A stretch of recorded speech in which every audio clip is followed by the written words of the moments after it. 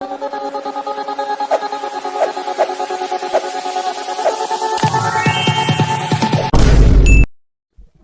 Hello viewers, நம்ம இன்னைக்கு இந்த வீடியோவில் விஷயத்தை பற்றி பேச போகிறோம். யாரை பற்றி பேச போகிறோம் அப்படின்னு சொல்லி கேட்டோம்னா, இந்த இப்போ அறிவிக்க போகிறாங்க அப்போ அறிவிக்க போகிறாங்க அப்படின்னு சொல்லிட்டு எக்கச்சக்கமான எக்ஸைட்மெண்ட்டை ஏற்றி ஒரு வழியாக வந்துட்டு பார்த்தோம் அப்படின்னா வேட்பாளருடைய பட்டியலை காங்கிரஸும் பாஜகவும் அனௌன்ஸ் பண்ணியிருக்காங்க அப்படின்னு சொல்லலாம்.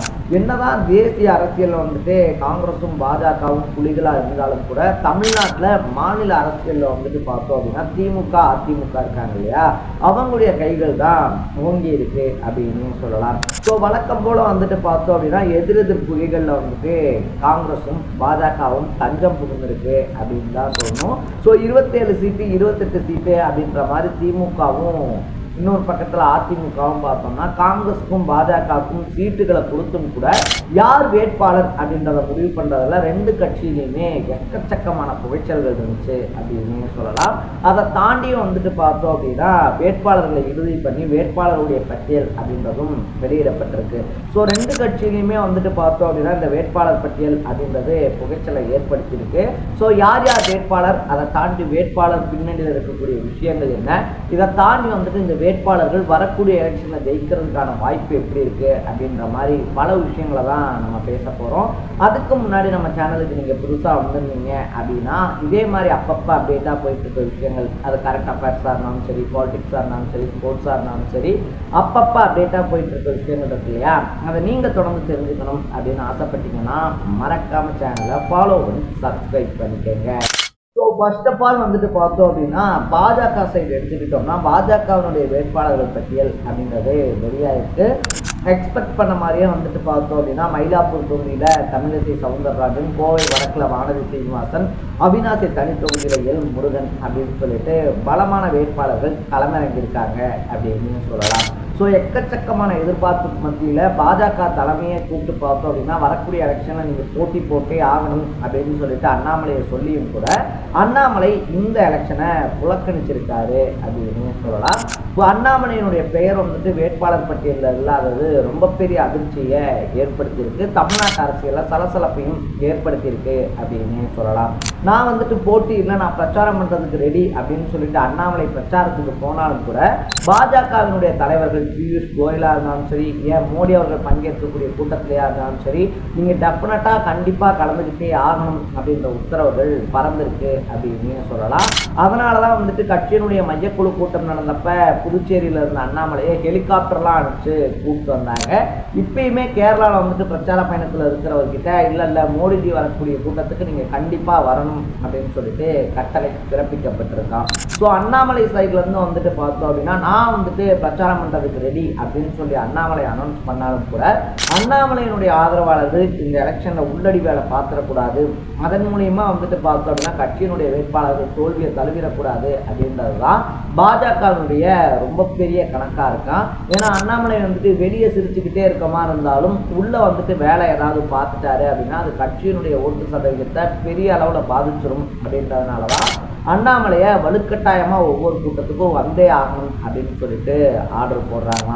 இதை தாண்டி வந்துட்டு வேட்பாளர் பட்டியல் அப்படின்னு சொல்லி பார்க்கும்போது அண்ணாமலையினுடைய ஆதரவாளர்களாக இருந்த அமர் பிரசாத் ரெட்டி, எஸ்டி சூர்யா இருக்கார் இல்லையா, இவங்க ரெண்டு பேருக்குமே வாய்ப்பு மறுக்கப்பட்டிருக்கு. அதுலேயும் அமர் பிரசாத் ரெட்டிலாம் பார்த்தோம்னா ஒரு மாதத்துக்கு முன்னாடியே பிரச்சார வாகனம் இருக்கு இல்லையா, பிரச்சார வாகனத்தெல்லாம் ரெடி பண்ணி வச்சுட்டு எப்படியும் வந்துட்டு அண்ணாமலை சீட் வாங்கி கொடுத்துருவாரு, நம்ம போட்டி போட்டுடலாம் அப்படின்ற கனவுல இருந்தார். அதில் மண்ணள்ளி போட்டிருக்கு அகில இந்திய பாஜக தலைமை அப்படின்னு சொல்லலாம். ஸோ இதை தாண்டி வந்துட்டு பார்த்தோம்னா காங்கிரஸ்லேருந்து பாஜக இணைஞ்சு பல வருஷங்களாக தனக்கு ஒரு பதவி கிடைச்சிடாதா அப்படின்னு சொல்லி காத்துக்கிட்டு இருந்த விஜயதரனுக்கு விளவங்கோடு தொகுதி அப்படின்றது ஒதுக்கப்பட்டிருக்கு அப்படின்னு தான் சொல்லணும். இதை தாண்டி வந்துட்டு பார்த்தோம்னா சாத்தூரில் நைனா நாகேந்திரன் போட்டியிடுறாரு. இந்த மாதிரி பல முக்கிய தலைகள்லாம் போட்டியிடுறது உறுதி செய்யப்பட்டிருக்கு.